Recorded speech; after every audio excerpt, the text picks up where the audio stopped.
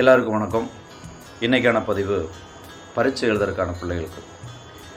இந்த பரீட்சை எழுத ஆயத்தமாக இருக்கிற பிள்ளைகளுக்காக நான் இந்த பதிவு உங்களுக்கு பிரயோஜனமாக இருக்கும்னு நான் நம்புகிறேன். கடவுள் நம்மளை வழி நடத்துவார். இதை நல்லா கவனமாக கேளுங்க. படிக்கிற பிள்ளைங்களுக்கு படிக்கிறதுக்கான நேரத்தை கொடுங்க. வந்த உடனே பிள்ளைங்களுக்கு அவங்களுக்கு என்ன தேவையோ முதல்ல அதை கவனிங்க. நம்ம பிரச்சனைகளை பிள்ளைங்க மேலே போடாதீங்க. நான் தான் மார்க் எடுக்கல, என் பிள்ளை மார்க் எடுக்கணும் அப்படின்ட்டு தயவு செஞ்சு யாரும் நினைக்காதீங்க. என் மூத்த பிள்ளை தான் மக்கா போச்சு, இந்த சின்ன பிள்ளையாவது படிக்கிட்டு அப்படின்னு சொல்லி தயவு செஞ்சு யாரும் அப்படி சொல்லாதீங்க.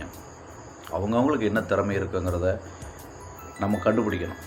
அது எப்படி கண்டுபிடிக்கணும் அப்படின்னா, அவங்கள அவங்க போக்கில் விடணும். எப்படி படின்னு சொல்லி நம்ம கட்டாயப்படுத்தி படிக்க வச்சா கண்டிப்பாக அவங்களுக்கு அது புரியாது. மார்க் எடுப்பாங்க, கண்டிப்பாக எடுப்பாங்க, எடுக்காமலாம் இருக்க மாட்டாங்க. அதுக்கு என்ன செய்யணும், நம்ம சுதந்திரமாக அவங்கள படிக்க விடணும். படிக்கிற நேரத்தை நம்ம தொந்தரவு பண்ணாமல் விடணும். அது குறிப்பாக ராத்திரியில் அந்த பரீட்சைக்காக படிக்கும்போது ராத்திரியில் படிக்க விடாதீங்க. தயவு செஞ்சு அதிகாலையில் எழுந்து படிக்க சொல்லுங்கள். அது பிரயோஜனமாக இருக்கும். அந்த அதிகாலையில் படிக்கக்கூடிய படிப்பு மறக்காது, ரொம்ப பிரயோஜனமுள்ளதாக இருக்குது அவங்களுக்கு. அதனால் அந்த காலையில் 5 மணிக்கு கூட எழுப்பி விட்டு படிக்க சொல்லுங்கள். கண்டிப்பாக அவங்களுக்கு அது பிரயோஜனமாக இருக்கணும். நான் அப்படி தான் பண்ணிக்கிட்டு இருக்கேன் என் பிள்ளைகளுக்கு. அதனால் அந்த காலையில் எழுப்பி படிக்க வைக்கிறத வழக்கமாக கொண்டு வாங்க.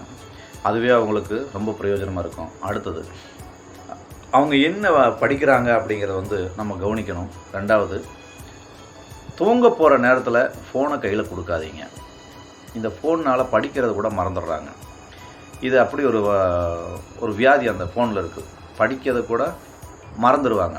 என்ன படித்தோன்னு ஞாபகம் இருக்காது. அந்த ஃபோனில் ஒரு 10 நிமிஷம் ஃபோனில் பேசிகிட்டு இருந்தாங்க அப்படின்னா அந்த ஃபோனை பார்த்தாலே எல்லாத்தையுமே மறந்துடுவாங்க. அது பிரயோஜனம் இல்லாமல் போயிடும். அதனால் அந்த காலையில் நேரம் படிக்கும்போது தேவையானது மட்டும் ஃபோனை கொடுங்க. ராத்திரி தூங்க போகும்போது ஃபோனை பிடிங்க வச்சிங்கன்னா நேரத்துலேயே தூங்கிடுவாங்க.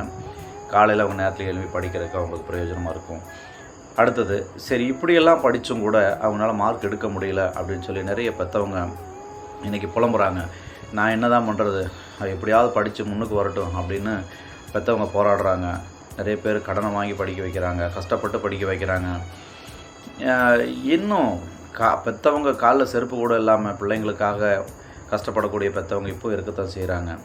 ஆனாலும் பிள்ளைங்க வாழ்க்கையில் முன்னேற்றம் இல்லை. நான் பட்ட கஷ்டம் என் பிள்ளைங்க படக்கூடாது, அதனால் என் பிள்ளை நல்லா படிக்கட்டு அப்படின்னு சொல்லிட்டு தான் எல்லா பெற்றவங்களும் இன்றைக்கி ஓடிட்டுருக்காங்க. தயவு செஞ்சு உங்கள் ஓட்டத்தோடு கூட நீங்கள் தனிமையாக ஓடி ஜெயிக்க முடியாது.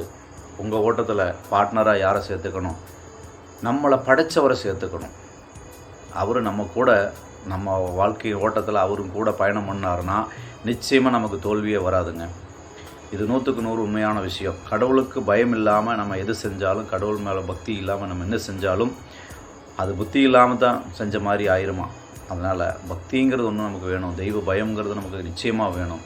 அது இல்லாமல் கண்டிப்பாக நம்ம என்ன தான் ராப்பகலாக படித்தாலும் நம்ம பிள்ளைங்க மார்க் எடுக்க மாட்டாங்க.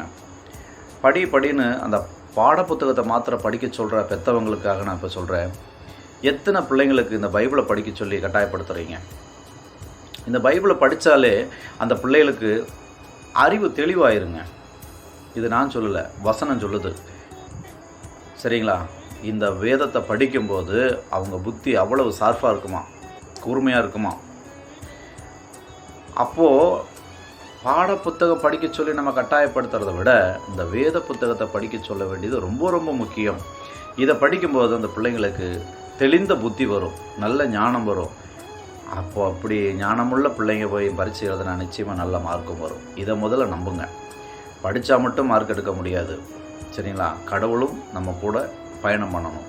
அப்போ நம்ம வாழ்க்கையில் கடவுள் நம்ம கூட இருந்தார் அப்படின்னா நிச்சயமாக கடவுள் நம்ம கூட எப்படி இருப்பார், நம்ம இருதயத்தை சுத்தமாக அவருக்கு கொடுக்கணும். அப்போ நம்ம இருதயத்தில் அழுக்கு இருக்குது, அசுத்தம் இருக்கும். ஆனால் பிள்ளைங்க இருதயம் சுத்தமாக இருக்கும். அந்த பரிசுத்தமுள்ள இருதயத்தில் கடவுளுக்கு எப்படி இடம் கொடுக்கணும்னு முதல்ல சொல்லிக் கொடுங்க. மற்றதெல்லாம் தன்னால் நடக்கும். இன்னும் ஒரு வசனம் சொல்கிறேன், நல்லா கேளுங்க. நீதிமொழிகள் 16ஆம் அதிகாரம் வசனம் 21 என்ன சொல்கிறது பார்த்தீங்கன்னா, இருதயத்தில் ஞானமுள்ளவன் விவேகி எனப்படுவான், உதடுகளின் மதுரம் கல்வியை பெருக பண்ணும். பார்த்துட்டிங்களா? உதடுகளின் மதுரம் கல்வியை பெருக பண்ணும். இப்போ இந்த மதுரமான வார்த்தைகள் யாருக்கிட்ட இருந்து வந்தால் கல்வி பெருகும் அப்படின்னு சொன்னால், இதை நம்ம இப்படி எடுத்துக்கலாம். பெற்றவங்க வந்து நல்ல வார்த்தைகளை பிள்ளைகளுக்கு சொல்லும்போது அவங்களுக்கு கல்வி பெருகும்னு நான் புரிஞ்சுக்கிட்டேங்க. நல்லா பாருங்கள், அந்த வசனம் உங்களுக்கு பிரயோஜனமாக இருக்கும். உதடுகளின் மதுரம் கல்வியை பெருக பண்ணும்.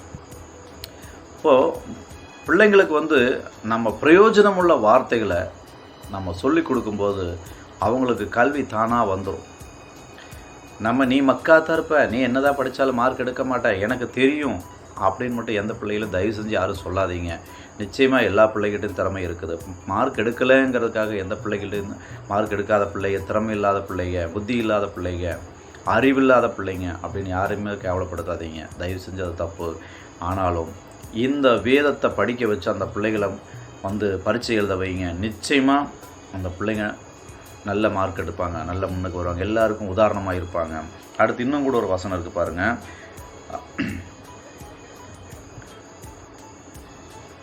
23ஆம் வசனம். ஞானியின் இருதயம் அவன் வாய்க்கு அறிவை ஊட்டும், அவன் உதடுகளுக்கு அது மென்மேலும் கல்வியை கொடுக்கும். சரிங்களா? ஞானியின் இருதயம் அவன் வாய்க்கு அறிவை ஊட்டும், அவன் உதடுகளுக்கு அது மென்மேலும் கல்வியை கொடுக்கும் அப்படின்னு சொல்லுதுங்க. கல்விங்கிறது எங்கேருந்து கொடுக்குதுன்னு பாருங்கள், எப்படி வருதுன்னு பாருங்கள். அப்போது நம்ம வந்து பேசக்கூடிய நல்ல வார்த்தைகள் அவங்களுக்கு பிரயோஜனமாக இருக்கும், வாழ்க்கையில் அவங்கள வழிநடத்துறதுக்கு ஆறுதலாக இருக்கும், அதுதான் வழிகாட்டியாகவும் இருக்கும். நம்ம சொல்லக்கூடிய ஒவ்வொரு வார்த்தையும் அவங்களுக்கு வந்து நல்ல வார்த்தைகள் நம்ம சொல்லலை அப்படின்னா அதுவே நம்ம செய்யக்கூடிய மிகப்பெரிய ஒரு தவறாக அங்கே நடந்துகிட்டு இருக்குது. பிள்ளைகள் வந்து அப்படி தான் இருப்பாங்க. என் பிள்ளைங்க கூட அப்படித்தாங்க, மார்க் ரொம்ப கம்மியாக எடுத்துக்கிட்டு இருந்தா. இப்போது சங்கடம், நீ மார்க் எவ்வளோ கம்மியாக எடுத்தாலும் பரவாயில்ல, உன்னால் முடிஞ்ச அளவுக்கு நீ படி, அவ்வளோதான். ஆனால் நைட்டில் படிக்காத, காலையில் எழுந்து படின்னு சொன்னேன். நைட்டு அதுக்கு பதிலாக நீ என்ன பண்ண, பைபிளை படி. பைபிள் படிச்சுட்டு காலையில் நீ இப்போ பாடப்புத்தகம் எடுத்து படி, கண்டிப்பாக பிரயோஜனமாக இருக்கும் அப்படின்னு சொல்லிட்டு இருந்தேன். அதாவது போன பரீட்சையோட இந்த பரீட்சையில் வந்து பார்த்திங்கன்னா, இந்த அரையாண்டு பரீட்சைக்கு எப்படின்னா 130 மார்க்கு அதிகமாக வாங்கியிருக்கா. 27வது ரேங்கில் இருந்தவன் 7வது ரேங்க்கு வந்திருக்கா. இப்போது இந்த படிப்பு யார் நான் சொல்லி கொடுத்தனா? இல்லை, அவள் பைபிளை படித்தா. நீ இப்போ போகும்போது, ஸ்கூலுக்கு போகும்போது என்ன பண்ண, பைபிள் படிச்சுட்டு போ. திரும்ப வந்த உடனேயும் ஜெபம் பண்ணு, அந்த பைபிளை படிச்சுட்டு அதுக்கப்புறம் உடைய பாடப்புத்தகங்கள் எடுத்து படி. இதை வந்து நான் ஒரு பழக்கமாக கொண்டு வந்தேன். இன்றைக்கி அது பிரயோஜனமாக இருந்துச்சு. நீங்களும் உங்கள் பிள்ளைங்களுக்கு இப்படிப்பட்ட நல்ல பழக்கங்களை சொல்லிக் கொடுங்க. நல்ல வார்த்தைகளை அந்த பிள்ளைகளுக்கு முன்னாடி பேசுங்க. அந்த பிள்ளைகளுக்கு வந்து பிரயோஜனம் உள்ள வார்த்தைகளை வந்து அவங்களுக்கு உற்சாகப்படுத்துகிற மாதிரியான வார்த்தைகளை பேசுனீங்கன்னா நிச்சயமாக அந்த இனிமையான வார்த்தைகள் வந்து அவங்கள வந்து முன்னேற தூண்டும், உற்சாகப்படுத்தும். அது அவங்களுக்கு பிரயோஜனமாக இருக்கும். இதை ஒவ்வொரு பெற்றவங்களும் நீங்கள் செய்யுங்க. உங்கள் பிள்ளைங்க நிச்சயமாகவே நல்ல மார்க் எடுப்பாங்க. நீங்கள் பிள்ளைங்கள மேலே வைக்கிற நம்பிக்கையை கடவுள் மேலே நிச்சயமாக வைக்கணும். அவர் தான் கூட இருந்து வழி நடத்துகிறார். நம்ம எந்த நேரம் பிள்ளைங்க கூட இருக்க முடியாது. ஆனால் நிச்சயமாக தெய்வ பயத்தோடு நம்ம இருந்தோம் அப்படின்னா நம்ம பிள்ளைங்களை அவர் வழி நடத்துவார். அதுவே நல்ல வழியாகவும் சிறந்த வழியாகவும் இருக்கும். அவங்களுக்கு கடவுளோடு ஒன்றா ஐக்கியப்பட்டு வாழக்கூடிய ஒரு வாழ்க்கையை நம்ம கற்றுக் கொடுத்துட்டோம் அப்படின்னா அதை அவங்க தவறவே மாட்டாங்க. எந்த நிலையிலும் தவற மாட்டாங்க, பாவம் செய்ய மாட்டாங்க, தவறான நண்பர்களை வச்சுக்க மாட்டாங்க. இப்படி நிறைய காரியங்களுக்கு அதிலிருந்து நம்ம அவங்கள காப்பாற்ற முடியும். அப்படின்னா நம்ம அவங்க கூட பேசக்கூடிய நல்ல வார்த்தைகள் தான் அவங்கள நல்வழியில் நடத்தும். இது என்னுடைய அனுபவமாக நான் உங்களுக்கு சொல்கிறேன். நீங்களும் இதை உங்கள் பிள்ளைங்களோட வந்து பகிர்ந்துக்குங்க. உங்கள் பிள்ளைகளுக்கு பக்குவமாக சொல்லுங்கள், நிச்சயமாக அவங்க ஏற்றுக்குவாங்க. இப்போ ஜெபிப்போம். துதிகளின் மத்தியில் வாசமாக இருக்கிற எங்கள் அன்பின் நல்ல ஆண்டவரே, நீரே எங்களுக்கு போதுமானவராக இருக்கிறீர். ஆண்டவரே, இந்த வருடத்தில் இந்த பரீட்சைக்காக ஆயத்தமாக இருக்கக்கூடிய ஒவ்வொரு பிள்ளைகளுக்கும் என் தேவன் போதுமானவராக இருங்க. அந்த பிள்ளைகள் ஆண்டவரே நல்ல மார்க் எடுக்கவும், ஆண்டவரே அந்த பிள்ளைகளுடைய எதிர்காலம் பிரகாசிக்கவும் தேவன் உதவி செய்யுங்க. படிக்க முடியாமல் ஆண்டவரே அவருடைய படிப்பிலும் ஆண்டவர் முன்னேற்றம் இல்லாத இருக்கக்கூடிய பிள்ளைகளுக்காகவும் ஜெபிக்கிறேன். தேவன் ஒவ்வொரு பிள்ளைகளோடும் ஆண்டவரே உடைய பரிசுத்த ஆவியானவர் கூட இருந்து அந்த பிள்ளைகளை ஆண்டவர் உற்சாகப்படுத்தும்படியாகவும் படிக்கக்கூடியதான பாடங்கள் எல்லாம் நல்லா விளங்கிக் கொள்ளும்படியாகவும் தேவன் கிருபை செய்யும்படி ஆண்டவர் உடைய ஆவியானவரை கொண்டு நேர் வழி நடத்துங்க. ஒவ்வொரு நாளும் அவர்களுக்கு ஆண்டவரை புது புது அனுபவங்கள் கிடைக்கும்படி நேர் அவருடைய இருதயத்தின் கண்களை திறந்து நீர்தாமே பாதுகாத்துக் கொள்ளும்படி அவர்களுக்கு நல்ல ஞானத்தை தந்து வழி நடத்தும்படியாகவும் எங்களுடைய ஆவியாத்ம சரீரம் முழுவதும் உடைய சமூகத்தில் ஒப்படைத்து ஜெபிக்கிறோம். ஜெபம் கேளும் பரிசுத்தமும் இருக்கும் பரமபிதாவே, ஆமென். மீண்டும் சந்திப்போம்.